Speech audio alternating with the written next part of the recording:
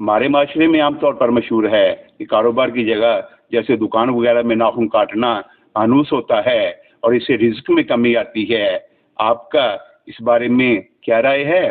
کیونکہ کام کی جگہ پر ناخن کاٹنا شریعت میں منع نہیں، بادشگونی نہیں، بلکہ جسمانی صفائی کا حصہ ہے۔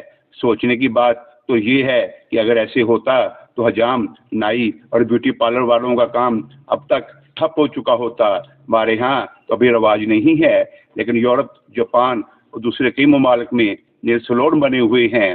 ہم سب جانتے بھی ہیں اور مانتے بھی ہیں کہ رزق کا وعدہ اللہ تعالیٰ کی ذات کا ہے، لیکن اس کے باوجود بھی ہم ان فرسودہ توہمات پر کیوں یقین کر لیتے ہیں؟ شاید آپ ہی اس کی وضاحت کر سکیں۔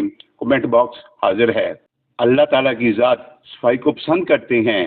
صفائی نصب امان ہے۔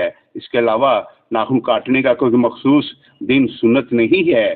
یہ کام جب بھی ضروری ہو کیا جا سکتا ہے۔ ہاں، البتہ صفائی کا خیال رکھتے ہوئے کاٹے ہوئے ناخنوں کو بیت الخلاء یا غسل خانے میں پھینکنے سے پرہیز کریں کہ یہ بیماری کا باعث بھی بن سکتے ہیں۔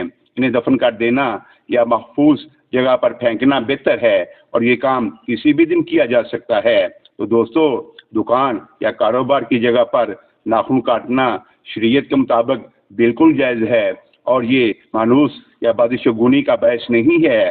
یہ ایک بے بنیاد بات ہے، اور اسے کاروبار پر کوئی منفی اثر نہیں پڑتا، بلکہ سنت پر عمل کی نیت سے کاٹیں تو ثواب بھی مل سکتا ہے۔ اگر آپ کو یہ ویڈیو پسند آئے تو چینل کو سبسکرائب کر دیں، کومنٹس میں اپنی رائے ضرور دیں۔